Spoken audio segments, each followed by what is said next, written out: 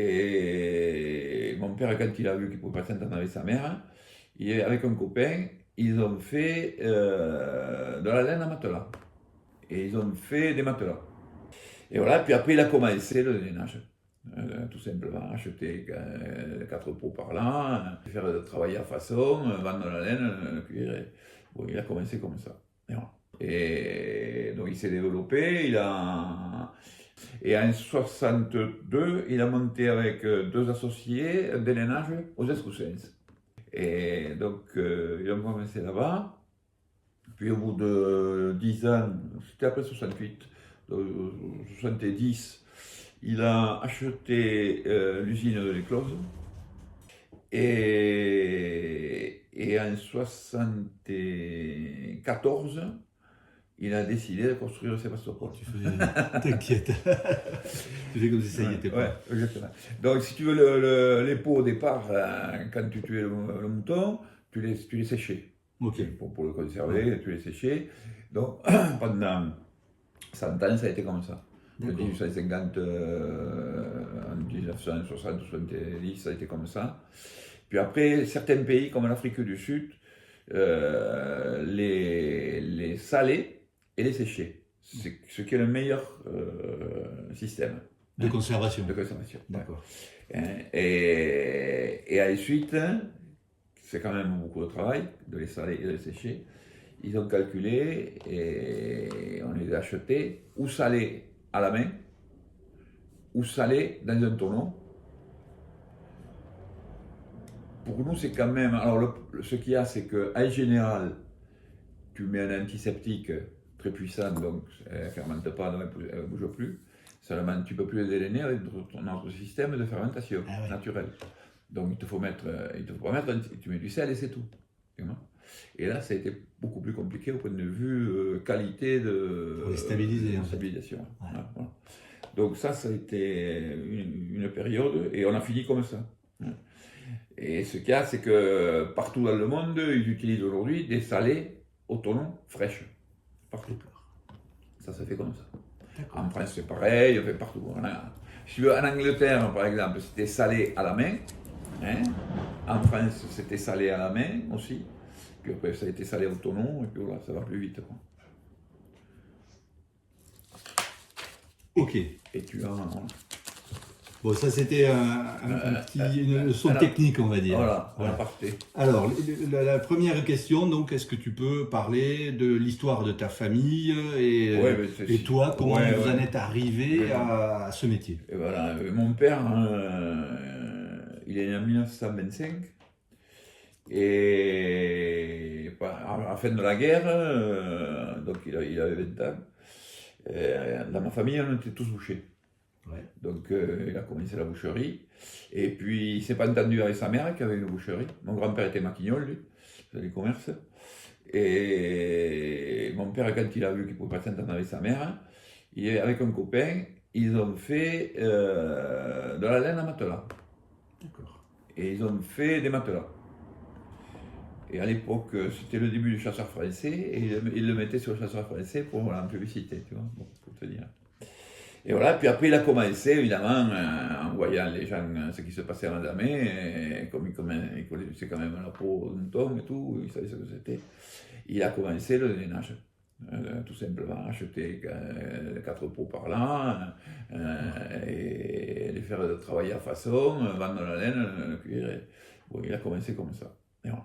D'accord. Et donc il s'est développé, il a monté. Donc ça, c'était dans les années 60. Hein, d'accord. Tu vois, entre 55, parce qu'il a fait le matelas pendant 10 ans, ou 7 ou 8 ans à peu près, hein, de 45 à 52, 53.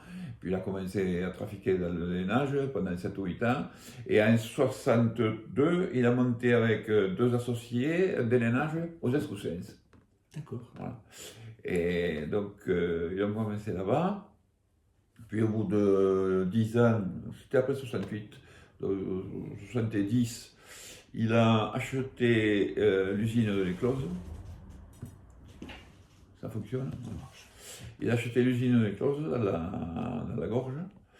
Et il s'est séparé de ses 2 associés et il a acheté l'usine éclose. C'était en 69, je crois. Ouais, 69. Et en 74, il a décidé de construire Sébastopol. D'accord. Voilà. Il a construit Sébastopol, qui a démarré, il a décidé, parce que ça a été quand même long, et ça a démarré en 76, Sébastopol. Et en 82, il a acheté Gassiès, l'usine Gassiès. Voilà. Et à cette époque, les machines, en fait, vous achetiez des machines neuves? Ah oui, machines neuves. Okay. À Sébastopol, il avait tout fait. Le système des tubes n'était plus le même. On avait les transports automatiques à l'intérieur. Il y avait beaucoup moins de manutention. C'est-à-dire, pour te donner un ratio, à l'éclose, on faisait 3000 pots par jour. Quand on parle d'agneau, on fait 3000 pots par jour. On était 44. Ah oui. À Sébastopol, on était 12 000, on faisait 12 000 pots par jour, on était 80. Ah oui. En 2 équipes. Voilà. Donc c'était. Il a tiré les enseignements du passé. Voilà, on a amélioré. Et à Sébastopol, on est parti à faire. On avait commencé à l'éclose, au lieu de faire du cuiro, de sécher les cuirs, on les a salés. On les a salés, on les a piclés, qu'on appelle, pour les conserver. Et si tu veux, ça nous a quand même, ce système de conservation du cuir nous a ouvert le marché mondial. Parce que dans le monde entier, ça se faisait comme ça. Il y avait qu'à Mazamet où on faisait du cuir. D'accord. Et partout, on piclait, quoi. Voilà. Donc ça nous a ouvert le marché et on a vendu un peu partout, quoi. D'accord. Nos produits. Voilà. Okay. Ça a été relativement important. Mais, si tu veux, après la laine, on la vendait directement aux peigneurs ou aux laveurs. On ne s'est pas dirigé comme d'autres délaineurs à Mazamet, qui sont dirigés vers le produit un peu plus avancé au point de vue laine. Ils ont fait du peigné, ils ont fait du lavé, tout ça. On a fait un peu de lavé, mais pas des quantités. Ça a été des opportunités qui nous ont fait faire du lavé. D'accord. La qualité de la laine, certaines qualités qui nous ont fait faire du lavé. Mais sinon, en peigné, j'en ai jamais fait, quasiment jamais. Ça ne m'intéressait pas. Voilà. Après, en cuir, bon, on avait développé d'autres choses aussi. On avait pris une partie, enfin, on avait acheté une mégisserie à Groyer, à Aurillac, et on a associé avec un gars là, mais ça a duré 5 ans, mais ça n'a pas marché. D'accord. L'idée, c'était une sorte d'intégration verticale, de gérer toute la chaîne. Mais bon, à mon avis, c'était une erreur. Il valait mieux être spécialisé. Et je pense que notre grande force, à nous, c'était l'achat. C'était la connaissance de la matière au départ. Et l'abattage, les moutons, etc. Nous, on a fait des pots d'un peu partout, quoi. Le monde. Il y avait des moutons un peu partout. Ça, c'est ton père qui a commencé à faire ça parce que bon, il était intéressé par ça et on était bon là-dedans, je pense. D'accord. C'était surtout là-dedans. On produisait très bon marché, ça c'est sûr, par rapport à la concurrence. Mais par contre, je pense que c'était à l'achat où on était les meilleurs. D'accord. Bon, on reparlera de la concurrence internationale et tout, mais donc là c'est un peu le... Et toi, tu débarques quand dans cette... En 74. D'accord, ok. À 22 ans. Ok. J'ai fait école de tannerie de Lyon, et voilà. D'accord, ouais. Tu savais qu'a priori, tu allais rentrer dans ce business. Ah oui. Comme je foutais rien à l'école, donc j'étais habitué à aller travailler dans les usines, moi, puisque bon, les vacances, je les passais dans les usines. Donc, mon père m'avait envoyé en Amérique, aux États-Unis, dans les tanneries, en Angleterre, les peignages, tout ça, pour apprendre l'anglais d'abord aussi. Donc j'ai appris par force. D'accord. Et quand tu passes 2 mois dans une mégisserie, tu parles anglais. Et donc, si tu veux, je savais que je ferais ça, quoi. Ça me plaisait. Voilà. Et donc, je suis rentré à 22 ans. D'accord, ok.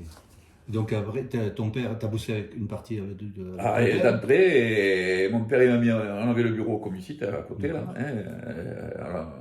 au 10e bureau qu'on avait là-bas. Et il m'a montré pendant 3 mois comment il fallait faire, comment il faisait lui. Et puis au bout de 3 mois, j'ai acheté. Non, au bout de 3 mois, j'ai vendu. Et puis au bout de 3 mois de plus, j'ai acheté. Et puis il ne m'a jamais rien dit après. D'accord. Il ne m'a jamais Et j'ai fait des conneries, bien sûr, tu le comprends, tu me fais. On fait toujours. Mais il m'a jamais rien dit, jamais. Ok. Il ne m'a jamais dit tu t'es trompé là, jamais. Ça, c'est bon le sol, ça. Et alors à cette époque, tu allais les chercher où en fait? Alors là on était sur le marché normal de Mazamétais, c'est-à-dire l'Australie, l'Afrique du Sud et l'Amérique du Sud. D'accord. Voilà. On était surtout sur l'Australie et un peu sur la Nouvelle-Zélande. Et après, l'Afrique du Sud. L'Amérique du Sud, c'est venu après. D'accord. Voilà. Ok. Et parce que si tu veux, moi, quand mon père m'a fait apprendre l'anglais, quand il avait 16 ans, que je travaillais là aux États-Unis, et on est allé je suis allé travailler au mois de juillet et août. Et au mois de février, comme il ne parlait pas anglais, mon père, il m'a dit on part en Amérique, on va acheter des points en Amérique, aux États-Unis. Et tu feras l'interprète. Donc à 16 ans, enfin à 16 ans et demi, on est parti là-bas au mois de février, avec moins de 30, moins de 40, et on est allé acheter des pots. Voilà. Et je faisais l'interprète. Et quand il a vu que ça s'est à peu près bien passé, il m'a dit bon, au mois de juillet, tu vas pas dans l'usine, on va en Australie, on va faire 6 semaines en Australie, on va faire tout le tour d'Australie, la Nouvelle-Zélande, et tu feras l'interprète. Voilà. Donc on a fait tous les abattoirs, avec tous les clients, tous les fournisseurs, tout ça. Mais les États-Unis, c'est un marché qui s'est jamais vraiment développé. Non, il n'y a pas beaucoup de moutons qui puissent nous intéresser d'abord. Il n'y a pas beaucoup de moutons. Et nous, à un moment, on en a eu fait quand même. D'accord. À un moment, on avait des bonnes connexions, on en a eu fait, on a bien travaillé. Parce que c'est un pays protectionniste, donc c'était... Non, c'était pas ça, c'était libre complet. Ah ouais. C'était libre complet, il n'y avait pas de taxes, rien. Non. On n'a pas fait des grosses quantités, si tu veux, mais bon... Nous, le maximum qu'on a fait, on a fait 3,5 millions de pots. Parce qu'on est né ailleurs aussi. On avait comme façonnier, il y avait Jean René Desilles. Ah oui. Tu sais, Daniel René, là. C'était un ami de mon père, ça. Et donc, on a beaucoup travaillé ensemble. Puis, dans la gorge, un petit dénénage là, de Yves Costis, il s'appelait le Mazémat. Là, on l'a travaillé aussi. Enfin bon, si tu veux, on donnait un peu façon. Donc, mais surtout, les grosses années aux USA, si on achetait 200 000 pots dans la saison, dans l'année, c'est tout, quoi, tu vois. C'est 3,5 millions, c'était pas... Mais bon, ça te permettait de voir autre chose. Et entre le moment où tu as pris et le moment où, donc, tu as fini, le marché, il a changé, c'est-à-dire, c'était l'Australie beaucoup à une époque. Après, tu as parlé de l'Amérique du Sud. Ouais. Mais si tu veux, tous les déléneurs, ils avaient un peu leur spécialité. D'accord. Tu vois, bon, Cazenave, lui, il était sur l'Australie, il a monté un comptoir achat et tout, là-bas. Les Guiraud, par exemple, ils étaient en Amérique du Sud, ils étaient installés, ils avaient des comptoirs d'achat là-bas, et tout. Hein? Donc, les Cormous aussi, en fait, ils avaient un peu... L'Amérique du Sud, c'était un marché relativement important pour Madame. Hein, l'Afrique du Sud, il n'y avait personne qui était bien installé, là-bas. Il y avait 4 ou 5 gros négociants, bon, tu achetais ces types et tu travaillais avec eux. Mais bon, ce qu'il y a eu après, c'est que on a suivi les moutons. Hein. Donc là où tu as les productions de moutons à laine fine, pas des laines croisées, puisque ça ne m'intéressait pas, c'était compliqué, on y était. Et quand par exemple l'Australie a exporté des moutons vivants au Moyen-Orient, on est allé au Moyen-Orient ramasser les pots. Tu comprends? Donc, il envoyait entre 6 et 8 millions de moutons par an. Donc, on a commencé en Iran, à ce moment-là. C'est l'Iran qui nous. On achetait des pots en Iran. Ils nous les livraient par camion, l'Iran. Il y avait le lundi matin, tu avais à l'éclose, là où tu avais 10 camions qui attendaient iraniens pour décharger. Là c'était un salé à la main, là, c'était un salé frais. Et après, bon, c'est un marché comme ça, en fait, vous avez... C'est un agent, c'est un agent. C'est un agent, là, c'était un Suisse qui nous a mis en contact et c'était un travail avec lui. Mais après, on est allé, donc, on a commencé à Bahreïn. Et après, tous les pays du Golfe, principalement les Émirats et l'Arabie Saoudite, bien sûr. Donc ça, on parle de quelle période? On a commencé... Alors, la guerre du Golfe, c'était quand? Les années 90, là, tout début. Ouais, à Bahreïn, quand il y a eu ça a été envahi. Le Qatar, là, c'est ça? Non, le Bahreïn, c'était avant, il me semble. Ah ouais, c'était avant.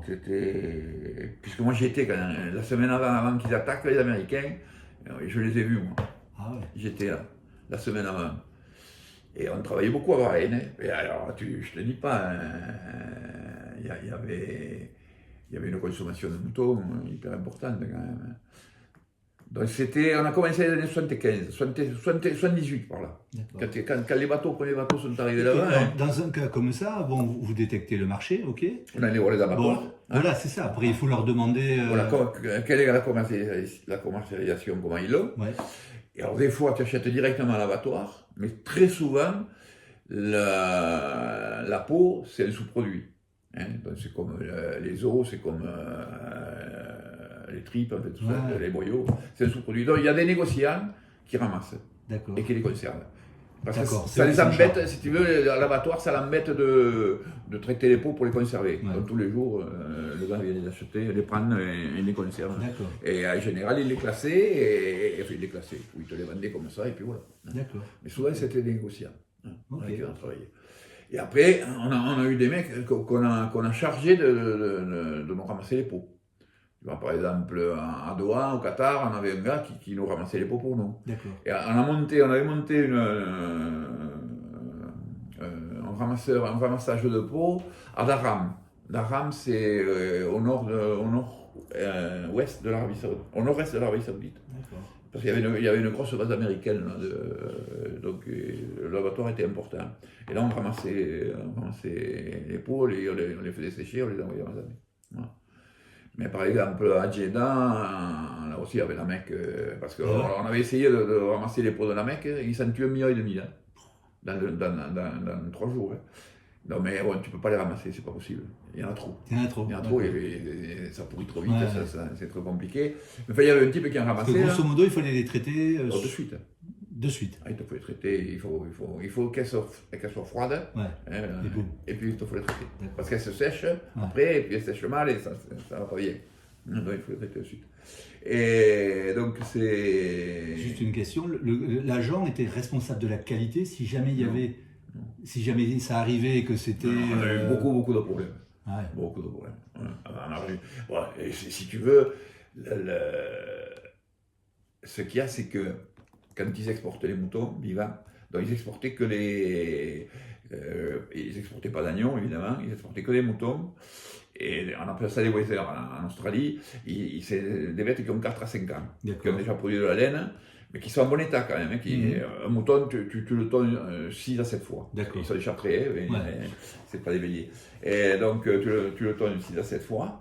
Et donc, 4 ou 5e année, il les vendait comme ça. Mais pour les mettre sur les bateaux, chaque bateau portait 300 000 moutons ou 400 000 moutons, il les tonne. D'accord. Hein, pour pas qu'ils ne souffrent pas de la chaleur, mais tu en mets davantage. Hein.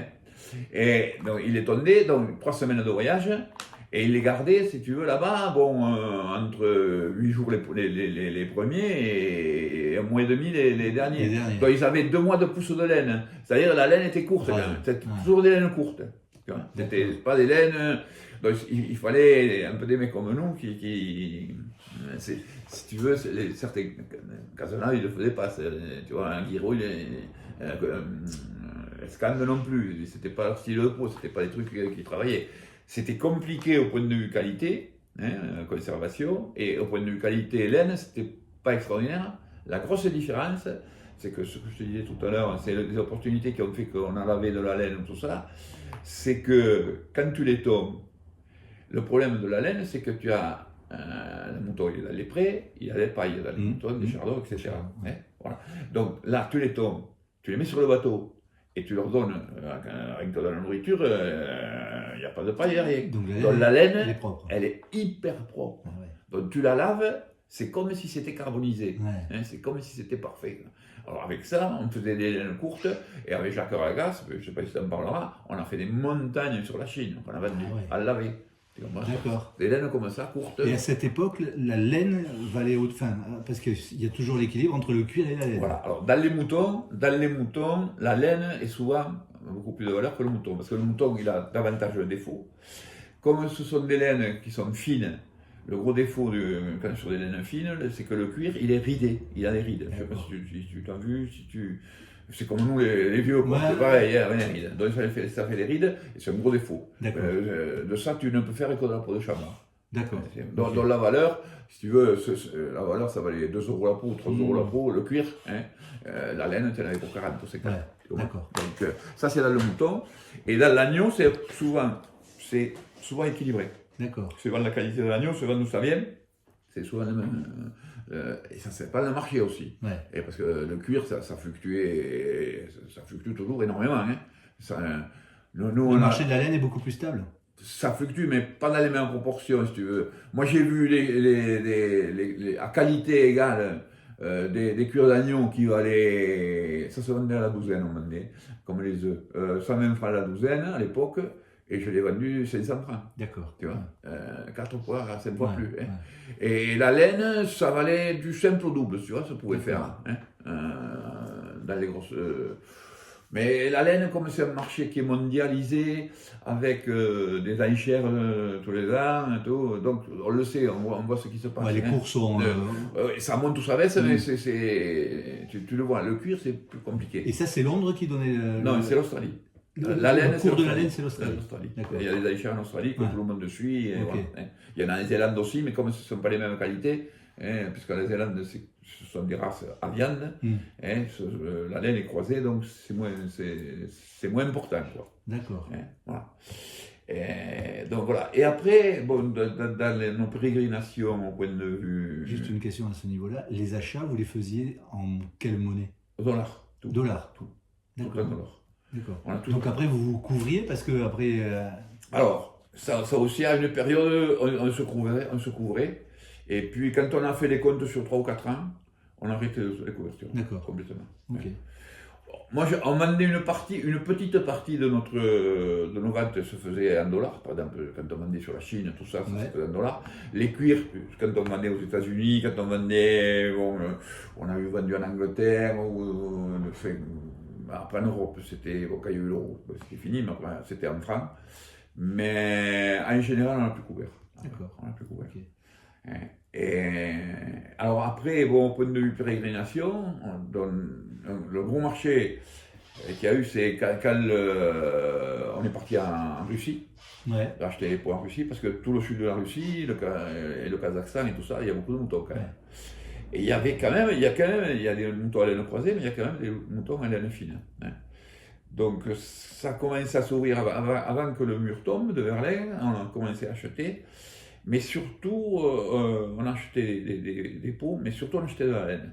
D'accord. Ouais, on achetait de la laine. Parce que le marché était quand même très très intéressant. Donc on achetait de la laine, ou à laver, ou à suer, mais surtout à laver. Et sur un truc comme ça, c'est un agent qui est venu te voir pour te proposer, ou c'est toi qui as dit non, ce marché m'intéresse? C'est moi. Toi. D'accord. Et j'ai été avec un copain, qui avait 10 ans de moins, enfin un mec qui est devenu copain. Et qui avait fait le commerce, qui avait travaillé à la Mole, qui avait connu Estelle. Estelle, en fait, tu l'as pas connu, c'était une flèche celui-là aussi. Et un jour il est arrivé, il était maigre, blond, il était du Nord, tout. Il est arrivé dans le bureau, il nous a dit voilà, je fais ça, je cherche quelqu'un parce que je pense qu'on doit pouvoir faire quelque chose en Russie. Bon, clic. Voilà. Et on est parti en Russie. D'accord. Et on y est encore.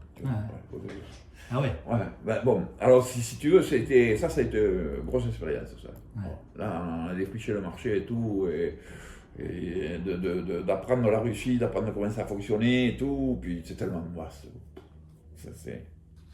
Mais c'était intéressant. D'accord. Ah ouais, et alors ça, pareil, les acheminements se fait en camion. Camion, hein. On faisait un camion, ouais. Tout en camion. Les camions russes et voilà.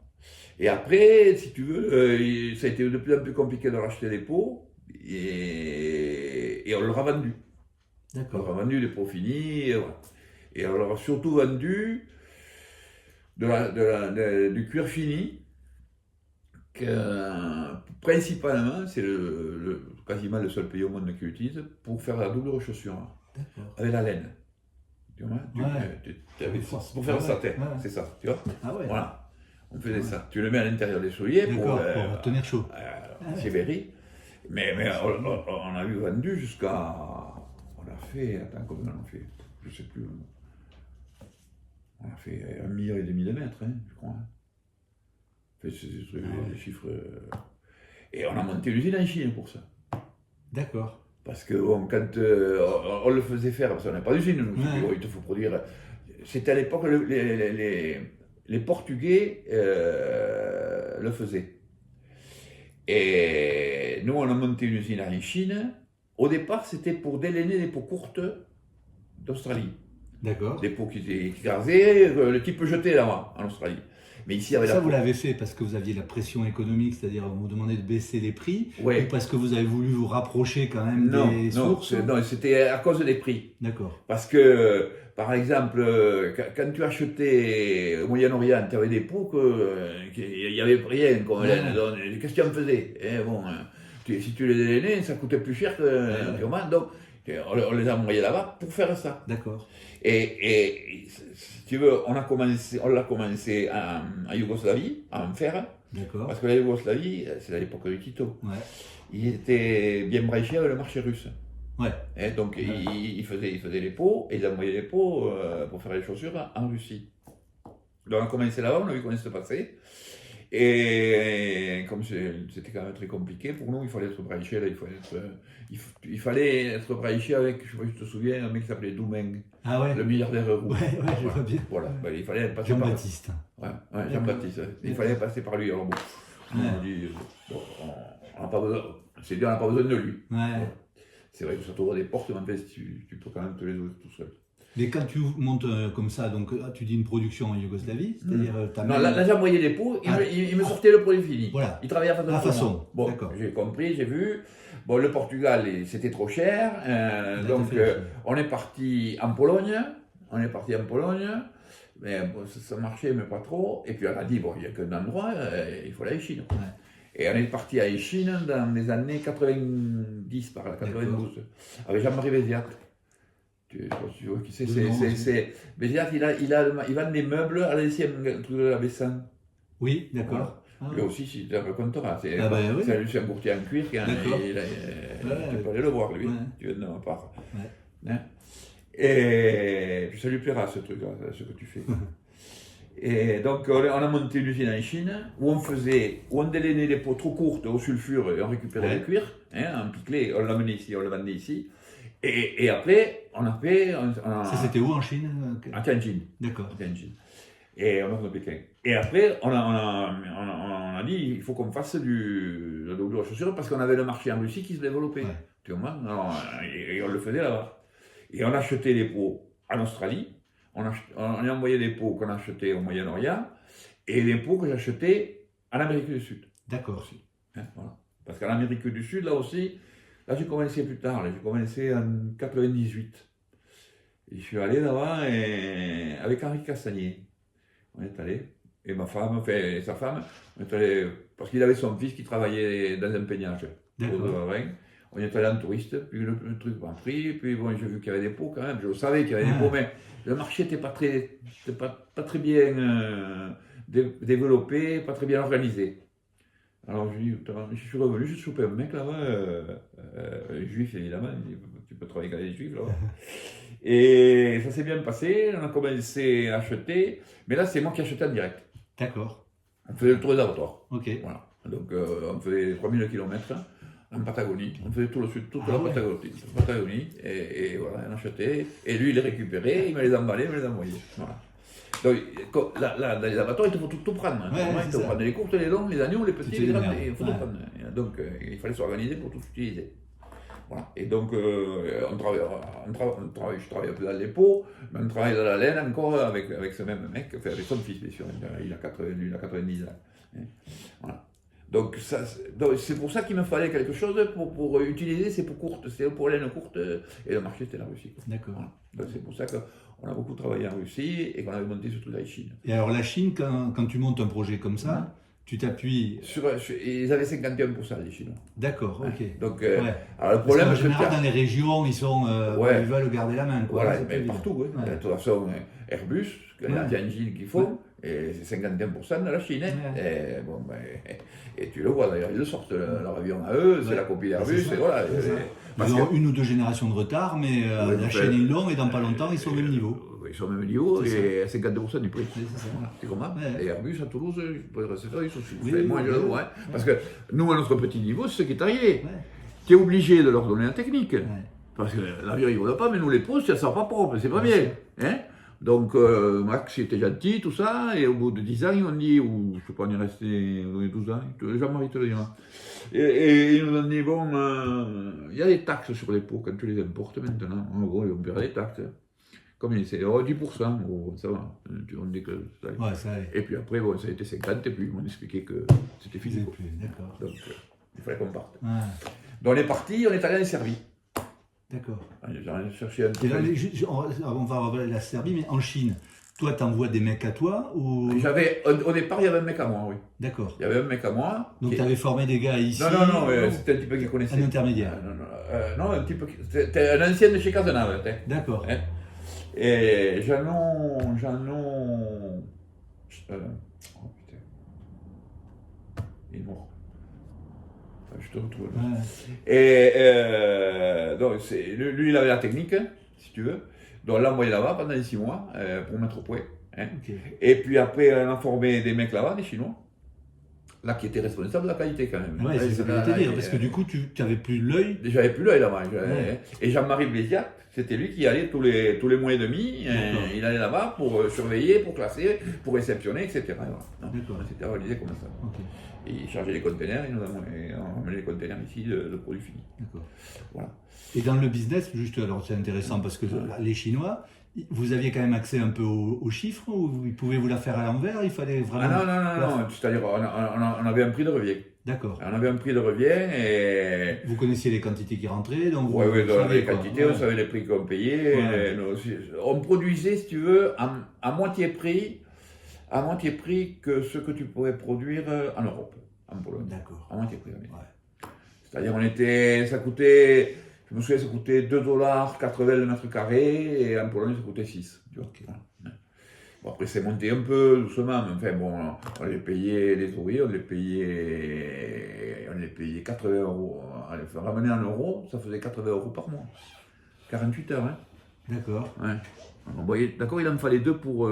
oui. Mais enfin, ça faisait 60 €. 48 heures. Hein. C'est ça. Alors, les produits chimiques, ils n'étaient pas très chers. Ça, c'est pas très compliqué à faire au point de vue technique. C'est pas très recherché. Il faut que ce soit. Il n'y a pas une exigence de qualité folle non plus. Non plus. Donc, c'est ce qui allait bien. Tu comprends, c'est pas pour faire du vêtement, c'est pas pour faire, c'est pour l'intérieur de la chaussure. Bon. Et en plus, à l'époque, les Russes, qui normalement, ils n'utilisaient que leur peau de chez eux. Ils n'avaient pas l'habitude d'importer des peaux de l'étranger. Et la qualité des peaux d'Australie était nettement meilleure que la qualité des peaux russes. D'accord, donc ils étaient ravis. Ils étaient ravis. On livrait, si tu veux, ça a duré 5 ou 6 ans. On recevait un conteneur de peaux d'Australie. On livrait un conteneur, le même conteneur, il repartait tout en Russie. On le classait, c'est sûr, mais enfin, moi, il prenait tout. Quoi. Tandis que 17 ou 8 ans après, c'était 60%, c'est tout. Ils avaient appris. On a fait 3 ou 4 ans, là. Extraordinaire. Et cette partie commercialisation avec les Russes, c'était toi? Ouais, c'était moi. On avait les bureaux, on a toujours le bureau à Moscou, avec les 2 secrétaires, et c'était le gars avec qui on avait commencé à acheter de la laine et des peaux en Russie, qui s'est occupé de ça. D'accord. On a travaillé pendant 25 ans, 30 ans ensemble. On travaille encore ensemble, mais bon, ça compte plus ce qu'on fait maintenant. Maintenant, on achète des peaux en Chine, qu'on envoie à Moscou pour que les vendre aux Russes. Alors bon, c'est pas... D'accord. Je comprends que les marges, c'est plus les mêmes. Oui. Ça, on le fait parce qu'on a 2 secrétaires, là, pour pas laisser tomber, c'est tout. D'accord. Mais donc c'était une belle aventure, ça. La Russie. C'est sûr. Là, on s'est régalé. C'était extraordinaire, ce marché. C'est un pays extraordinaire, quand même. C'est un pays... C'est dommage qu'il y ait Vladimir là, qui casse tout, là. Parce qu'il a fait du bien, hein. Oui. Parce que il faut voir comment c'est. Bon, Gorbatchev, ça a été un peu mieux, mais avec Helsinki, ça a été une catastrophe. Donc, heureusement qu'il est arrivé. Il a resserré les boulots. On travaillait 90% au black. Hein. Ouais, d'accord. Il n'y avait pas de télé derrière. Il est arrivé, Vladimir, il a mis la télé là, mais c'est fini. Hein, tu travailles, non, pas tout, mais mais ça assainit les marchés. Oh, énormément. Hein. C'est pour ça qu'il y a beaucoup d'industries mondiales qui sont allées en Russie. Hein. Parce qu'on y a cru tous, tous ces mecs, un petit peu comme Peugeot, fait tout ça, tout ce qui a investi là-bas et tout. C'est parce qu'ils pensaient que Auchan, quand tu vois Auchan, tout ce qu'ils avaient investi. C'est sûr. Donc, Et ils sont fiables ou pas parce que... ils sont 10 fois plus fiables que les Ukrainiens. D'accord, ok. Parce que ça, les Ukrainiens, ce qu'il faut savoir, parce que moi je les connais aussi, on a travaillé en Ukraine. Hein. On a voulu monter la même chose en Ukraine parce que c'est un peu le même pays quand même. Oui. Et on a voulu monter la même chose en Ukraine parce qu'on avait en Russie. On n'a pas pu. Tellement c'est pourri. Corruption. Tellement c'est pourri. C'est injouable. Injouable. Alors quand on envoie des milliards en Ukraine, là, je suis sûr qu'il y a au moins la moitié qui fout le camp. D'accord. Sûr. C'est un pays de merde. Les pays les plus compliqués que tu aies trouvés sur la planète, parce que tu en as quand même fait pas mal, c'est quoi? Bon, tu as dit l'Ukraine, tu en as d'autres où c'était injouable ou difficilement jouable? Alors, un pays qui est compliqué, c'est le Sénégal. D'accord. Sénégal. Là aussi à cause de la corruption? Corruption. On a beaucoup travaillé en Mauritanie. D'accord. Mais là, c'était pas les meubles, c'était pas pour le déménage, c'était pour le cuir. Là aussi, avec un mec, on achetait directement aux abattoirs ou sur la plage, parce qu'il était sur la plage, les moutons. Okay. Et alors, on ramassait les peaux, on les salait. Et c'était un peu compliqué, mais ils sont plus. Une fois que c'est fait, tu vois. Les Sénégalais, ça c'est dur pour un pays. Ça c'est. Ils peuvent revenir sur la parole, c'est ça? Oui, ils ne te diront pas, tu leur files, il te faut leur filer de l'avance, à tous. Alors je te dis pas pour aller chercher les pots après, quand ils ont bouffé toute l'avance, ils t'en demandent davantage et tout. C'est très compliqué.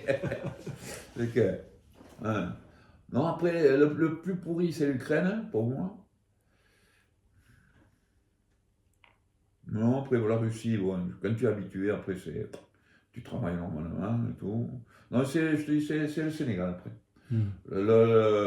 L'Argentine, ça dépend les hommes, c'est toujours pareil, mais quand tu sélectionnes, tu n'as pas de problème après. Moi j'avais placé des contrats avec des mecs, les 2 ou 3 gros abattoirs de moutons. Ça n'a rien à voir avec l'Australie au point de vue quantité ou en Nouvelle-Zélande. Ils sont beaucoup plus petits. Les plus gros, ils font 200 000 moutons par saison, quoi. C'est pas. En Australie, c'est un million. Mais une fois que tu as le contrat. Et quand vous êtes arrivé là, en fait, vous avez piqué les marchés à des gens qui étaient en place, c'est ça? À des négociants. Ok. Et c'était. En général, ils faisaient quoi avant? La même chose? La même chose. Ils payaient plus cher. Ils payaient plus cher et voilà. Mais c'était des mecs, éventuellement, des concurrents. Beaucoup de locaux. Beaucoup de locaux. Quand on a travaillé directement avec les abattoirs, presque toujours c'était les locaux. D'accord. Donc, si tu veux, c'était pas des gars comme nous. C'était pas des utilisateurs. C'est pour ça qu'on pouvait payer plus cher. Il n'y avait pas les frais des mecs mais c'était. Parce qu'en plus, toi, au moment où tu prends la main, où tu développes, en fait, Mazamet n'était plus vraiment le centre mondial. Après, c'était plus Mazamet, moi. C'est ça. Voilà. Le problème qu'il y a eu, c'est que on a arrêté le dénénage en 2006.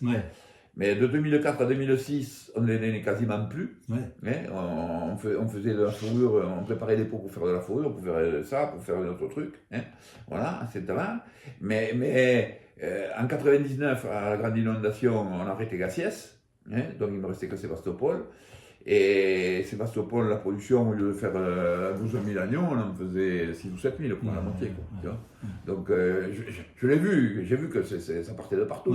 Et quand il y avait les Chinois, ils comptent pas. Il y a l'État qui subventionne. Alors bon, comment tu veux te voir Le plus gros Chinois, c'est énorme. Celui qui fait il fait les produits, tu sais, pour faire les hugs, tout ça, les trucs là. C'est chinois, ça, c'est un petit quelque chose, c'est un chinois, Michael Lou, il s'appelle. Mais il a 7000 employés. Ils ne vont pas le laisser tomber, tu comprends? Et là, ils ont fait en sorte qu'il ne pollue plus, il a une station et tout. Il a évolué, il a fait des usines ultra modernes, c'est fabuleux ce qu'ils ont fait, les Chinois. Tu peux plus toi. Fini. Tu le comprends, terminé. On l'a vu venir, quoi. D'accord. Mais toi, tu as su accompagner la remondialisation, la mondialisation, la relocalisation dans les pays, etc. C'est pour ça qu'il a fallu changer le fusil d'épaule, quoi. Bien sûr. Bon, tu n'avais plus de cuir, tu n'avais plus de laine, tu cherchais ailleurs, tu faisais autrement, et puis voilà.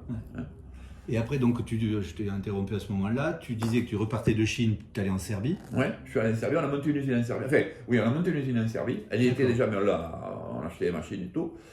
Parce que la Serbie, normalement, en Russie, avec Vladimir, là, tu avais des taxes quand tu importais, tout ça, bon,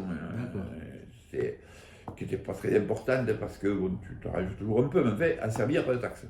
C'est un pays ami, donc il n'y a pas de taxes. Donc on a pas mal travaillé en Serbie là, pendant 6 ou 7 ans, à faire toujours le même produit, si tu veux. Voilà, on fait ça. Ouais, donc il y a une stratégie financière, les taxes, tu regardes les flux. Tu regardes là où ça peut tu peux passer, rentrer plus facilement. Voilà, sans avoir trop de taxes. Les taxes, et main d'œuvre, etc. Parce que aussi en Serbie, c'était pas cher. Ça produisait bon marché. C'était intéressant. Serbes, pays compliqué, ils sont durs les Serbes. Dans la négo ou Dans tout. Dans tout. C'est un peuple. Ils ont souffert, puis ils nous en veulent. Parce qu'on leur a foutu sur la gueule quand même. On leur a foutu des bombes. Il a remercié Chirac, mais en fait c'est tout. Parce que. Si tu veux en parler, est-ce que tu as eu des moments où le contexte géopolitique t'a foutu en galère?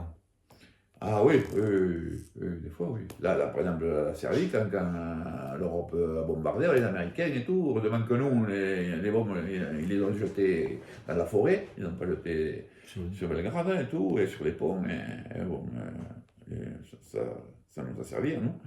Mais oui, mais ça a été compliqué. Après, non, après en général, mais on n'a pas eu de gros problèmes, nous.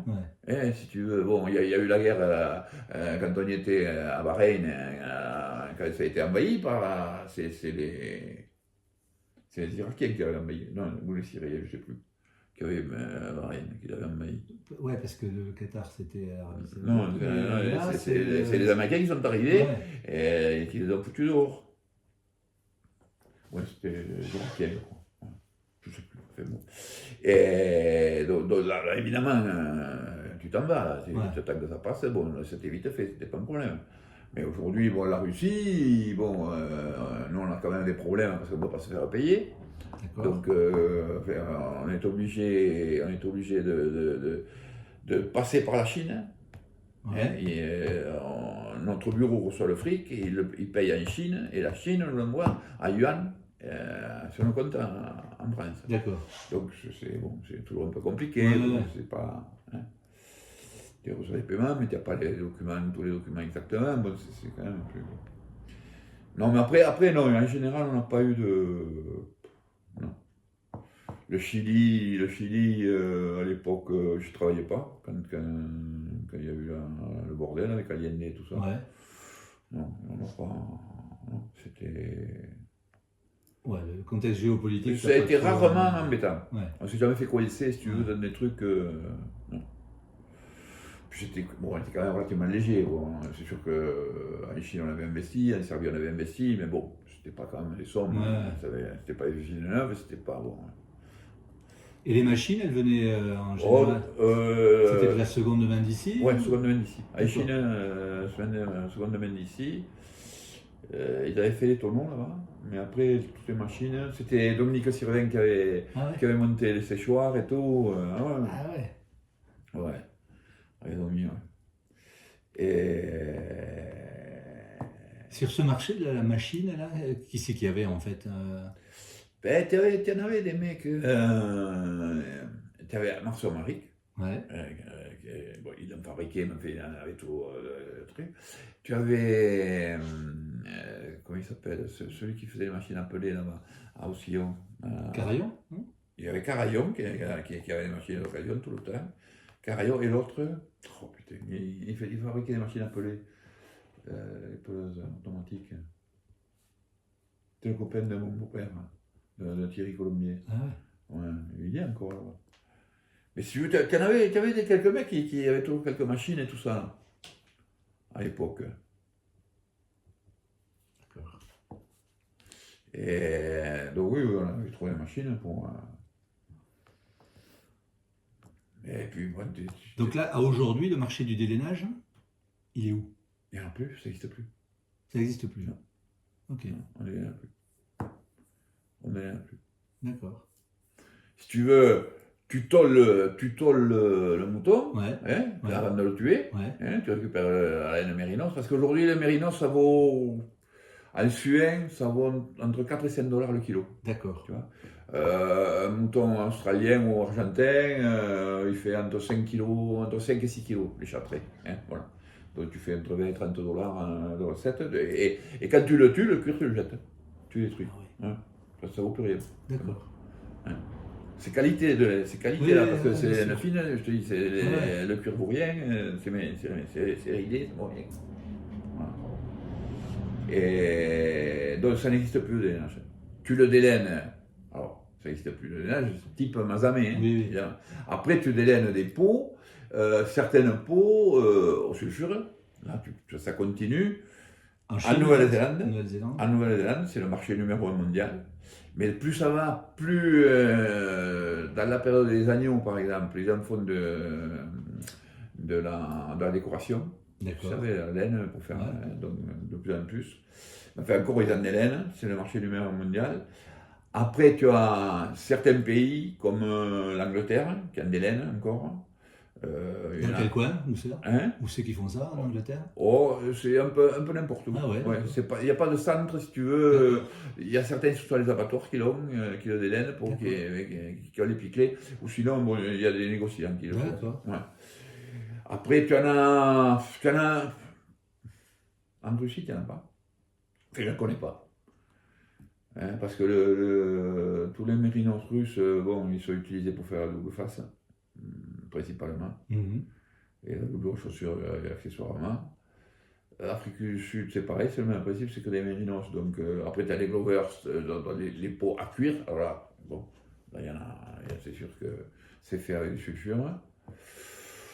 Et après, en Amérique du Sud, il y en a peut-être quelques-uns ou deux. Ah, si tu as en Amérique du Sud, au sud du Chili, à Punta Arenas, il y en a un qui le fait un peu, qui a des laines au sulfure. Mais ils ne récupèrent pas la laine souvent, tu comprends? Souvent, bon, il y en a qui la récupèrent, mais très souvent, ils tonnent et il ne faut pas le perdre qu'on appelle, c'est-à-dire que tu brûles la laine qu'il y a dessus et terminé. D'accord. Voilà. Et cette technique du sulfure, elle est partie d'où? Ouf, j'en sais rien. Ah, ok. Il faut le... Parce que moi j'étais sur une chaussonneuse, j'ai bossé un été là, Ouais. à Cayenne, Ouais, et il ouais, m'avait foutu là quoi. ouais. D'ailleurs, elle m'avait filé des gants trop courts, je me suis fait brûler et tout. C'était emprisonné, là. Ouais, non, mais la chose, tout ça, je sais pas, ça existe depuis je sais pas combien de temps. Ouais, ok. C'est pas nous qui. Enfin, c'est Ah pas ici. non, c'est pas ici, non. Ouais, Non, ok. ça existait bien. Ouais. D'accord. Je pense que Ok. c'est le XVIIe siècle, autour de Ah ça. ouais. Enfin, je suppose, Ouais, enfin, d'accord. je sais pas comment ils faisaient à l'époque, mais avec de la chaux, mais après, bon, ils ont amélioré, enfin. D'accord. Voilà. Ok. Est-ce que donc tu veux parler un peu, donc tu as dit que toi il y avait donc il y a un syndicat donc Oui, ici, oui. vous n'y étiez pas. Non. Juste comme enfin comment tu ressentais ça? Mais c'est pas moi, c'est mon père qui a pas supporté. D'accord. Il est allé au début. Parce que l'objectif c'était quoi? Mais c'était d'adhérer à ce qu'il se faisait. Oui, mais pour partager des savoir-faire, hein, parce Oui, que bon, pour améliorer certaines concours, choses. quand même. Oui. Mais bon, c'était pour partager sûrement, ouais, mais bon. Ouais. Donc toi, tu avais des relations parce que tu donnais à façon à certains, Oui, tu connaissais individuellement. Oui, c'est tout. D'accord. On n'avait pas au syndicat ni rien. Voilà. Mais il y en avait deux ou trois qui n'étaient pas au syndicat. Ok. Il y avait Jean-René, Zille, et puis je sais pas qui. Bon. D'accord. Et donc là, les gars qui étaient en pointe là-dessus, si je veux en interviewer un, qui pourra en parler? Du syndicat? Ouais. Mais tu n'en as pas parlé, Roger? Mais il n'y a pas toujours été, quoi. Non, il est parti à un moment. Mais oui. Il est parti.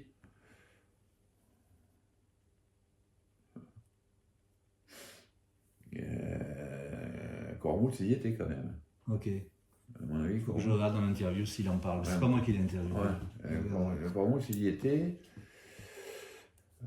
Qui c'est qui reste Jacques Sabatier, mais bon. Alors lui Il n'a pas voulu. Non. Ouais, ça m'étonne pas. Mais il est vieux. Quoi. Oui. Mais il voulait pas.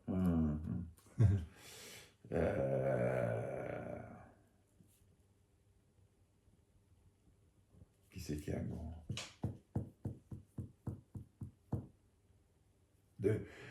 si tu veux, il faut un vieux qui a un peu tout connu, quoi, les syndicats. Et les vieux, ils sont tous partis là. Ouais, c'est ça.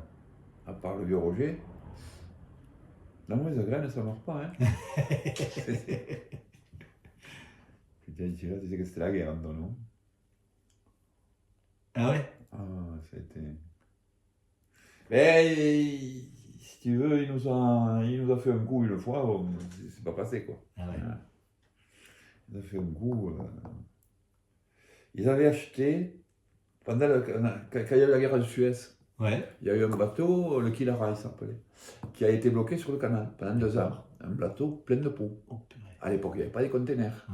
Et ils chargeaient un bateau, il y avait 300 000 pots, 400 000 pots, 23 000 ou 4 000 balles de laine et de peau, et qui restaient sur le truc. Et alors ça a été après la propriété des assureurs. Donc, un jour, je ne sais pas si c'est Roger ou si c'est un autre assureur, enfin, je ne sais pas quoi, qui dit ouais, peut-être on pourrait quand même le regarder, ce truc, si on pourrait l'acheter et tout. Et bien d'accord, donc nous on travaillait à l'époque avec les assureurs de Marseille, Martalog il s'appelait.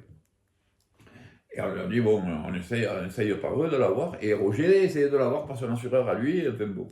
Et c'est Roger qui dénoue le truc. Qui dénoue le truc. Et donc, comme il y avait un paquet, ils ont déchargé ce bateau à Athènes, au Pirée, sur le port, au mois d'avril ou tout comme ça. Et donc, ils sont allés tous les deux, mon père et Roger, parce qu'ils étaient copains, hein. Ah ouais, ils étaient copains, ils se recevaient à la maison et tout, je veux dire, ma soeur elle était copine avec Christian et tout, bon, moi j'étais un peu au-dessus, donc j'étais plus vieux, donc mais enfin, ils étaient copains, hein. Protestants et tout, tu vois, et ils partent à Athènes, là. Bon, ils vont au Pirée, ils voient les trucs, bon, il faut la faire, bon, ça se fait, on paye un prix, je me souviens pas le prix et tout. Et ce qu'il y a eu, évidemment, c'est que ça n'a pas été protégé. Et il ne pleut pas beaucoup en Grèce, mais il a plu. Merde. Donc ça a abîmé gravement les pots. Et une partie a commencé à pourrir. Bon, enfin, on avait pris l'affaire, tu assumes, donc on recharge et on les pose à Marseille. On pose le truc à Marseille sur le bateau et on le dépose sur le quai. Et puis on dit, bon, il fallait sortir de suite parce que c'était en vrac et tout, donc les camions. Et nous, on les fait travailler à l'Orbiel chez Jean Croinet. Et lui à Cayenne. Et ça commence à arriver et tout. Et bon, alors c'est Gondran qui faisait le transport. Gondran, c'était le transporteur de Roger. Et bon, on reçoit les premiers camions à l'Orbiel. Alors putain, Jean Croinet, Claude, putain, viens voir, c'est catastrophe. Moi, je monte là-haut. Putain, c'est tout pourri, quoi. C'est tout pourri, tout pourri. Alors, je te dis pas les quantités qu'il y avait. Et puis, mon père prend la mouche et il dit, c'est pas normal, je l'ai vu il y a un mois, c'est pas possible que ce soit pourri comme ça, il y a un problème. Ils vont à Marseille, sur le port avec Jean Monnet. Et ils voient le contremaître de Gondran qui chargeait les camions là, mais alors que comment ça se passe, c'est compliqué ce truc, ça pue un peu et tout. Et alors, ce camion il va où là? Ah celui-là il est tout pourri, il va à l'Orbiel. Et celui-là avec les balles là, ah celui-là il va à Mazamet. Alors là, évidemment, quand ils sont rentrés, tous les deux, je te dis pas, ils se sont montés le jobinard. Mon père, il va d'entrer au bureau, le père vive. Alors là, ça fumait. Hein. Là, je te dis pas, ça a été dingue. Et depuis, ça a été fini. Voilà. Ah ouais, c'est sûr que bon. En fait, c'est toujours compliqué, quoi. De travailler, de chasser comme ça. Les Italiens, ils arrivent à fonctionner. Ouais, un peu, mais. Français, c'est plus compliqué. Je te dis pas. T'as quand même monté des équipes, t'as monté des trucs. Oui, il arrive, mais bon, c'est pas. Là, bon, à mon avis, il y avait trop de personnalités de côté. En parlant de ça, est-ce qu'il y avait beaucoup de débauchage de mecs entre les uns et les autres ou pas? C'est en général les gars qui voulaient se barrer, ils venaient te voir, c'est ça? Ils venaient te voir, mais bon, les contremaîtres qu'on a eus, bon, à l'école de Simon, là, il était associé, de toute façon, puisque mon père montait, il a filé par départ pour. D'accord. Donc il était associé. Coquille, bon, c'est un petit peu l'enseignant, on l'a formé. Non, les mecs, Knecht, plus, Alain Rouanet, bon, on l'a formé. Knecht, il est passé aussi chez Philippe Rie. Oui, il était chez Philippe Rie. Il avait été licencié, je crois. Je sais pas. Moi, quand j'ai bossé à l'été, là, c'était l'annette. Ouais. Qui était là. Ouais. Et Knecht, je suis allé parce qu'il habitait. Bon, il est mort il n'y a pas longtemps, hein, c'est ça? Il y a pas longtemps, je l'ai vu, qui est mort. Ouais, il habitait dans le Haut-d'Ossillon. Voilà. Et il a une sabreuse en état nickel. Ah ouais? Ouais, mais qui ne voulait pas donner. Donc moi, j'avais pas la thune. Donc, mais sinon, il a une sabreuse, mais elle a quasi jamais tourné, quoi, hein, dans un entrepôt qu'il a devant chez lui. Ouais. Ah ouais? Comme quoi, hein? Ouais, fou, c'est marrant. Donc ça, il n'y avait pas vraiment de... Non, il n'y avait pas de problème. D'accord, ok. Parce que moi, dans mon business, là, des foires et salons, quand tu as un créa qui fait du design de stand chouette, bon, si tu arrives à le piquer à ton concurrent, tu vas aller éventuellement le débaucher, quoi. Il n'y avait pas des savoir, il n'y avait pas des mecs qui avaient des savoir-faire. Il y avait des mecs qui étaient meilleurs que d'autres au point de vue fermentation, tout ça, parce que c'était tout au pif. Mais bon, non, il n'y avait pas. Puis ces petites entreprises, bon, on était 30, 40, tu sais, c'était pas. Bon, on y était tous les matins. Après, un mec qui est meilleur que l'autre, il te fait gagner plus d'argent. Voilà, exactement, oui, c'est sûr, mais enfin. À mon avis, il n'y avait pas de monde. D'accord. Il n'y avait pas de monde. C'était pas quand même un truc compliqué, le truc. Est-ce que tu as entendu, je ne sais pas si ça fait partie de la légende ou pas, là on parle plus des employés. Il paraît que Michelin, à un moment donné, voulait s'implanter. Oui. Et qu'il y a eu un barrage du patronat local. J'en ai entendu parler. Pour ne pas péter le marché de la main-d'œuvre. Ça, j'en ai entendu parler. Mais je ne connais pas les trucs, parce que je pense que c'est le syndicat ça, qui l'a. Oui, qui a verrouillé. Qui a verrouillé. Oui, je pense aussi. Okay. C'est un peu le même principe là qu'il y a eu dans le bois ici. Avec la SIAT. Ah oui. Ah ouais, c'est ça. Et la SIAT, il voulait s'installer. Là, à Saint-Amand, là-bas, c'est ça. Saint-Amand, enfin, ce chemin, de l'autre côté, là. Et bon, tous les mecs, ils n'ont pas voulu. Bon, il s'est installé quand même. Il a racheté Angelevin et Brassac. Enfin, bon, il mettait 120 millions, 150 millions dans l'investissement quand même. C'est un mec qui venait des Vosges, c'est ça? C'est le numéro 1 français. Ouais, c'est ça. Le numéro 1 français. Si tu veux, il fait 3000 m3 par jour. Chavert en fait 350, pour te donner une idée. Ah ouais. Bon. D'accord. Bon, mais c'est un peu le même principe, c'est ça. Tu vois. Comme quoi, bon. Oui. Des fois, il y a des conneries. Après, on le voit. Bon, la concurrence peut déstabiliser un marché. Mais les mecs, ils ont peur pour eux. Non, mais d'accord, c'est vrai. Mais ça, si Michel était arrivé, ça aurait attiré du monde. Oui. Et on aurait construit davantage de maisons, on aurait développé la ville. Oui, tu aurais amené d'autres main-d'œuvre. Et d'autres main-d'œuvre. Et voilà, tu comprends. En parlant de ça, est-ce que toi, tu avais des mecs qui venaient de l'Hérault ou pas? Est-ce que le marché, il était vraiment sud du Tarn? On m'a dit qu'il y avait des mecs de l'Aude qui descendaient quand même. Un peu, mais bon, parce que tu avais Jean Rouanet aussi, c'était le premier là, puis il y en avait un autre à côté, pas loin, mais il y avait très peu de. Bon, après, les mecs, ils n'avaient pas forcément les bagnoles pour se déplacer. S'ils venaient de Saint-Pont, il y en avait quelques-uns de Saint-Pont, c'est tout. Enfin, je veux dire. Moi, j'ai jamais eu des mecs qui venaient de loin. C'était un rayon de. Allez, 20 km. D'accord. Pas plus. Ok. Est-ce que tu veux parler un peu de. Toi, tu l'as pris sur la fin, donc c'était déjà quand même un processus industriel. Mais en fait, qui impulsait les évolutions technologiques, hein, si on peut parler comme ça? Parce qu'il y a quand même des générations de machines un peu successives. Oui. C'est vous qui. Non, je pense non, c'est autodidacte. Ah ouais. Tu as des mecs qui n'ont pas laissé les machines et qui les ont réalisées. D'accord. Les premières sabreuses automatiques, tout ça, et tout. les machines à peler automatiques. Bon, Julien, il s'appelle le type. Ah oui. Et tu vois, c'est revenu. Et c'est les mecs qui les ont passés, bon, et ça a été des mécaniciens qui les ont faites. Si tu veux. Enfin, l'idée, à mon avis, c'est souvent venu de gars qui bossaient là. D'accord. Ou de patrons ou de trucs qui ont fait l'évolution. Okay. Et quand il y a, par exemple, les plans, quand ton père investit à Sébastopol, les plans de l'usine, le schéma, c'est lui qui l'a et il a un mec qui le lui met un peu en musique, en archi. Oui, un peu architecte pour le mettre sur papier. D'accord. Mais l'idée, c'est lui qui l'a fait. Ouais. Tout. Le système, le convoyeur automatique, tout ça, c'est lui. D'accord. Ok. Et ces investissements-là, ils sont portés essentiellement par l'entrepreneur, ou il y a quand même, il a eu des aides à l'époque, tu sais. Il y avait quelques aides, mais bon, c'était l'emprunt. Ouais, d'accord. C'est un circuit normal, quoi, si tu veux. Et c'était des banques locales sur des trucs comme ça. D'accord. Okay. À l'époque, il n'y avait pas de problème. Hein. Il y avait même les banques de Paris qui venaient. Nous, on était chez le fils de Chaumerger Mallet, qui était un banquier parisien. Ouais, d'accord.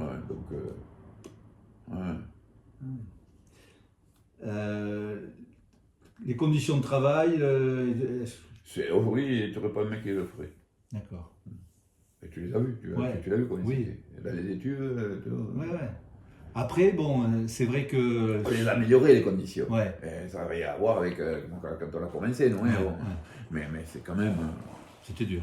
C'était quand même relativement dur. D'accord. Et en termes de rémunération, les mecs. Ils étaient relativement bien payés, oui. C'est ça qui permettait. D'avoir les. Et surtout, ça, ce qui les intéressait. Une deuxième journée, les mecs. Voilà, ce qui les intéressait, c'est que c'était du matin. Tu comprends? Tu commençais à 5h, tu finissais à 1h. Ils avaient l'après-midi le libre. Souvent, ils faisaient où ils étaient agriculteurs, ou enfin, ils avaient des trucs à faire. Et c'est toujours fait, je vois. Les mecs, ils sont quand même, moi je vois à l'usine chez moi, bon, ils sont que 4, mais ils ne feraient jamais les 8 heures à la filée. C'est l'esprit, je les avais du DNH. Moi, il part à la retraite, il y en a un qui part dans 6 mois, il a 42 ans de boîte. Ah oui. Oui, alors tu comprends, mais il a toujours été chez moi. Et bon, mais enfin, le mec, il ne changerait pas pour rien au monde. Donc après l'ouverture sur le monde, on en a bien parlé. La pollution. Alors la pollution, donc on a eu donc il a fallu faire une station d'épuration qui était quand même très chère par rapport au Déjà, quand ton père a créé l'usine à Sébastopol, il avait intégré ça ou pas du tout? Non, d'accord, c'est venu après. C'est venu après. D'accord. La station, on l'a faite à 90. D'accord.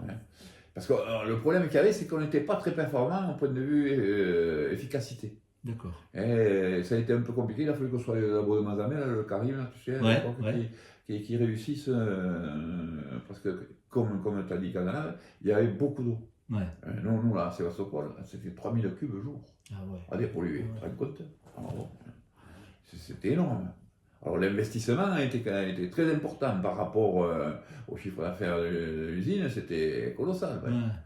Et après, donc ce qu'il y a eu, c'est que après, tu avais des bouts de station d'épuration, il y en avait, qu'est-ce que tu en faisais? C'est pour ça qu'on a eu l'autorisation, nous, de les traiter là. On traitait nos propres bouts. Et on l'avait surdimensionné parce que normalement, on nous avait dit, la DRIR à l'époque, je ne sais plus si ça s'appelait la DRIR à l'époque, et vous prendrez les bouts des autres stations de Mazamet. Il n'y en a jamais eu d'autres. Tu comprends? Alors bon, mais ça fonctionnait quand même. Maintenant, c'était coûté cher. Et donc vous aviez des taxes, c'est ça là-dessus? Ah oui, voilà, on était exonéré de taxes. On était exonéré de taxes, enfin, très peu, on en payait très peu par rapport en fait, ça coûtait plus cher que les taxes, la fonction. Oui, je me doute. Mais tu sortais le propre. Bon, au début, c'était con parce que tu la remettais à la torée qui était polluée, et ça revenait au même, les poissons ils mouraient quand même. Mais bon, après, à la fin, quand il n'y avait pas grand monde, ça sortait, ça sortait propre quand même. Et donc les produits polluants, c'était quoi? C'était le sel. Le sel et le sulfureux. L'anisé sulfureux. Et après, dans le DNH, quand même, tout ce qui est végétal. Il y a une telle densité, tu comprends? Les poissons ne peuvent pas vivre. Quand il y en a trop. Quand il y a trop de sable, d'herbe, tout ça et tout, compliqué. Ouais, ils n'ont plus d'oxygène. Et ils n'ont plus d'oxygène, et voilà. Donc, tu vis pas. Hein. Mais enfin, bon. Ok. Après, qu'est-ce qu'on a d'autre? Après, ouais, alors, la transformation, enfin, tu en as beaucoup parlé, mais tu as développé des métiers autres. Oui, bon, j'ai développé autre chose que le lainage, Ouais. mais quand même en rapport avec la peau de mouton. Ouais. Hein, et, on a fait une évolution du lainage. Voilà. Et alors, les engrais? Les engrais, ça a été l'opportunité, puisqu'on avait cette autorisation de travailler les boues des stations d'épuration du lainage. On a eu l'autorisation de travailler les boues de stations d'épuration civiles, des villes. D'accord. Voilà. Et industrielles, d'ailleurs. Mais bon, ici, aujourd'hui, industriel, tu as Rhénon, tu as Plot, tu as... C'est tout. Ah ouais. Il y a Rhénon et Plot, aujourd'hui. D'accord. Ouais, il n'y a plus personne. Donc, entre guillemets, tu ratisses... Bon, on ratisse loin. Ouais. Loin. D'accord. Tu veux, pour ouvrir des trucs comme ça, tu n'as aucune commune qui le parce que c'est l'odeur, hein, la production d'odeur. Hein. Alors, bon, c'est tout compliqué, quoi. Ouais. Et voilà. T'es emmerdé là-dessus ou... Plus maintenant. Voilà, parce que ça fait depuis 2006 qu'on est quand même. Ouais. Donc on fait des reprouver quand même. Donc je dis pas que ça sent pas. De toute façon, quand un camion il arrive, je suis désolé, quand tu vas aux toilettes, ça sent pas, un camion il arrive, ça sent. Donc après ça sent plus quand je le travaille, quand tu le fais fermenter, mais bon. Au départ, c'est compliqué. Ouais, j'imagine bien. Et ça donc, c'est ce que tu es en train de... Oui, c'est ce que je veux. Je suis trop vieux maintenant. Et oui, malin. Il y en a marre la porte. Tu rigoles, toi, mais... Ouais, non, mais c'est sûr que... Après, bon... Au bout d'un moment... Mais ça maintient aussi, quoi. Ouais, ça maintient, mais d'accord, mais... le problème, je peux pas augmenter, je peux pas faire plus. Je suis... une partie est inondable, du site, et je peux rien construire. Ah ouais, t'es coincé, quoi. Je suis coincé. La mairie ne m'autorise à rien, donc... je suis au bout du rouleau, fait bon. Et puis, en plus, j'ai personne derrière, alors c'est pas la peine. Et toi, tu t'es développé dans la sylviculture ou pas du tout? Des forêts? Ouais, mais ça, c'est mon petit plaisir personnel. D'accord. C'est pas... Parce que j'ai entendu qu'il y avait quand même beaucoup... Alors... Oui. Il y a beaucoup qui ont investi dans les bois. Ouais. Ça et les droits d'eau, hein, ça a été ça. Grosso modo, l'hydroélectrique. Et... ton beau-frère, ils sont pas nombreux. Ils sont pas nombreux, d'accord. L'intérêt, c'est qu'il y avait des droits d'eau sur les usines. Voilà. Il y a quelques centrales qui ont été utilisées. Toi, t'es pas allé là-dessus? Non, d'accord. Non, mais moi, la sylviculture, j'en ai pas fait, comme d'or, par exemple, ou tout comme ça. Bon, c'était pour mon truc personnel, ça. D'accord. C'est parce que ça me plaisait. Je ne l'ai pas acheté au sein de l'entreprise, quoi, si tu veux. D'accord. Dans l'entreprise, il n'y a pas ça. Et il n'y a pas de lien, vraiment, les mecs qui se sont diversifiés, c'est juste par opportunité. L'opportunité.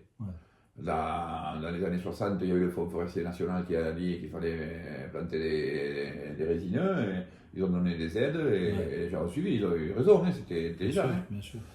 Aujourd'hui, c'est plus pareil, mais enfin, bon, parce que tout crève, mais bon, c'est pas très compliqué. Tataka comme essence, c'est... Comme tout le monde, des résineux. D'accord. Parce que le feuillu ici, c'est pas la peine. Il n'est pas beau, il n'y a pas de chêne, donc le hêtre, il n'est pas très joli en plus, et il te faut 200 ans pour faire un beau. Et là, avec le changement climatique, on parle de l'eau, il y en a encore assez où tu aurais pu être emmerdé quand tu consommais tant d'eau pour les pots. Ah ouais. Tu peux là, tu aurais été obligé d'arrêter au moins 3 mois. Ah ouais. Sur le taureau. D'accord. À partir de l'an dernier, à partir du mois de juin, on aurait été court. De juin à septembre. D'accord. Alors qu'on a arrêté 4 semaines, c'est tout. Okay. Donc, non, on n'aurait pas pu travailler. Sur le taureau, je te parlais. Je ne sais pas la rien, je n'ai pas vérifié, mais à mon avis, ça doit être à peu près pareil. Mais c'est ça, il me semble. Ça dépend des débits, mais bon, là, c'est pas pareil parce que tu as le barrage donc, qui te régule. Mais au fil de l'eau, là. Je pense que c'est cuit, tu peux plus le faire. Mais le débit du Toray est quand même largement supérieur à celui de l'Arnette. Oui, mais ça dépend de la consommation que tu as besoin. Oui. Comme moi. Ouais. Ça dépend de ce qu'il te faut. Ouais. Moi, il fallait 3000 m3, c'était un monstre. Quand tu voyais par rapport aux autres. Le plus gros, il faisait 4000 euros par jour. On était 12 000. Alors bon. C'est sûr que c'était pas les mêmes besoins. C'était pas le même truc. Il fallait... Non, mais là, on n'aurait pas pu. Non. C'était comme quoi, ça allait disparaître. C'était obligé. Oui. D'une manière ou de l'autre, ça allait disparaître. De toute façon, si tu regardes le temps long, il y a toujours des évolutions. Ça durait 50 ans. Comme tu l'as dit, il y a une période de prospérité. Ceux qui ont été là au bon moment, tant mieux. C'est sûr. Et justement, dans des questions, je pose aussi le meilleur souvenir et le pire. Toi, tu as parlé de la Russie, tu as trouvé que tu t'étais bien éclaté là-dessus. Est-ce qu'il y a des... Non, mais bon, des souvenirs... Ou, je sais pas, ou un coup de flair qui t'a dit, putain, j'ai bien fait de faire ça. Un jour, au point de vue commercial, le meilleur souvenir commercial que j'ai, c'est à Jeddah, en Arabie Saoudite. Il y a un mec qui spéculait, tu sais, parce que là-bas, c'était le représentant de Sanyo pour l'Arabie Saoudite. D'accord. Donc les pots, il le faisait parce que son grand-père le faisait, mais lui était représentant de Sanyo. Il y avait des comment te dire, pas des hangars puisqu'ils les mettaient dehors, des climatiseurs, tu sais, mais il y en avait peut-être, je sais pas, 100 000, des climatiseurs, des grosses pièces, mais c'était fou. Et à côté, il avait un hangar avec les pots dessous. D'accord. Et les pots, ça faisait... Je le connaissais, Raphaël, il s'appelait. C'était... putain...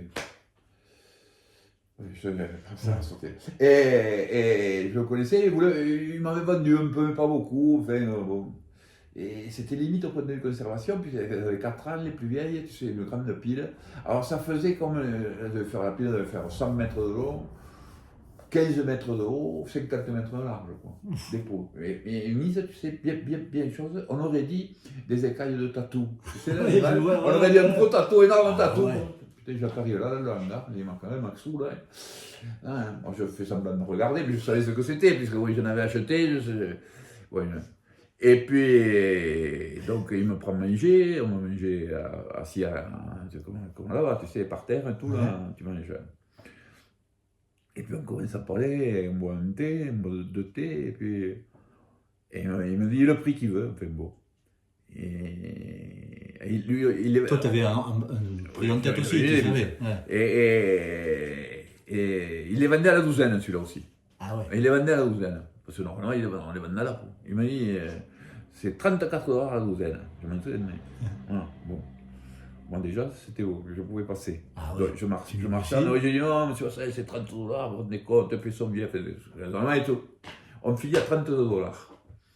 J'ai acheté ce jour-là 100 containers, 720 000 pots. 720 000 pots. Tu te rends compte, 100 containers. C'est le plus gros truc. Extraordinaire. C'est dingue. Ah ouais. 30 $ la douzaine, je l'ai payé. Ouais, mais il y a des coûts. C'est bien aussi. Non, mais c'est des trucs. Après, bon. Après, tu es industriel, mais tu es commerçant. Oui. Non, mais pour que l'industrie marche, il fallait des trucs, tu comprends. Et c'est toujours pareil. Tu en fais 10 000 et tu en fais 12 000, ça te coûte exactement le même prix. Les 2 000, ça ne te coûte rien. Bien sûr, tu économises rien.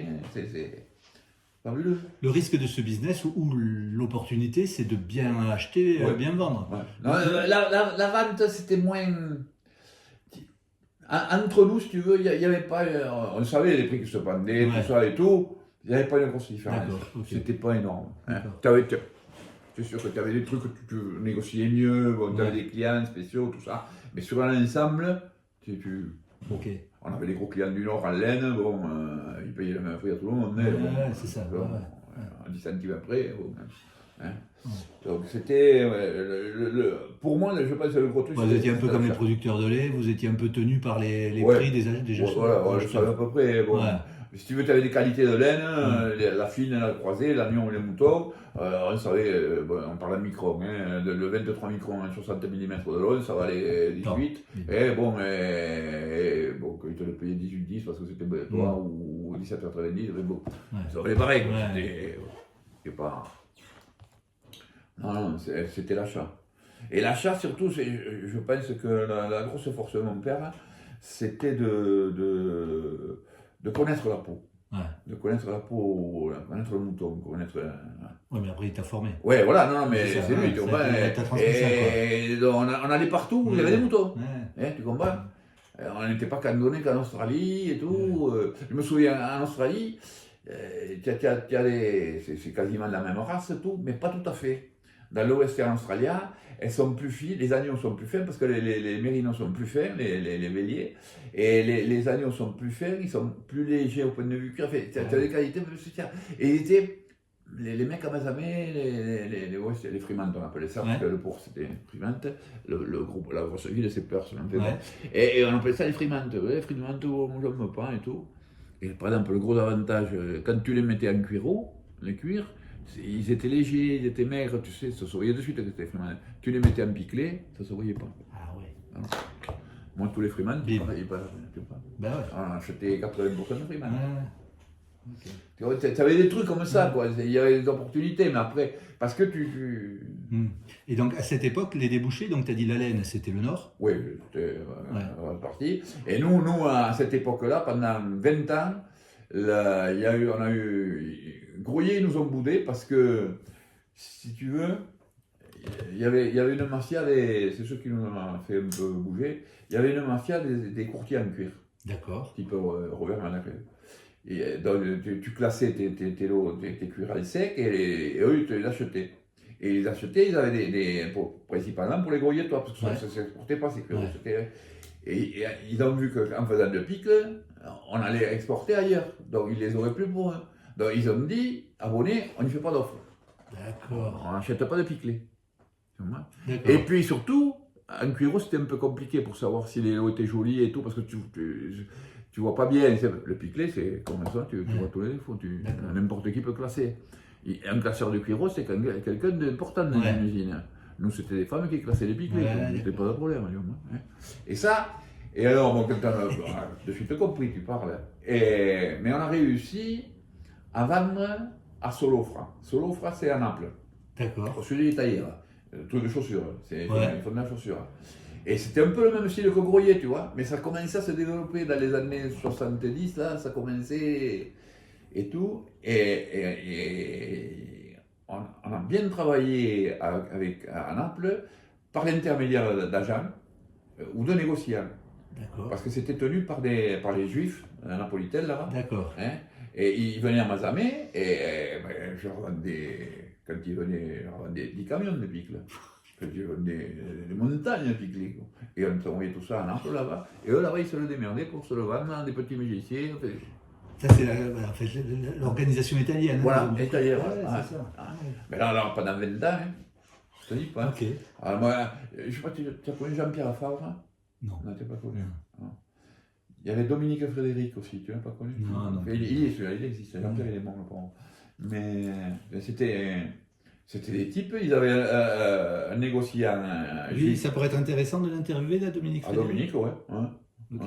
Dominique tu pourras éventuellement tu dis que tu viens de vers moi, je peux l'appeler, je sais pas si il est. Ok. Mais bon, alors lui, il avait tout compris, il avait des clients à Grouillet.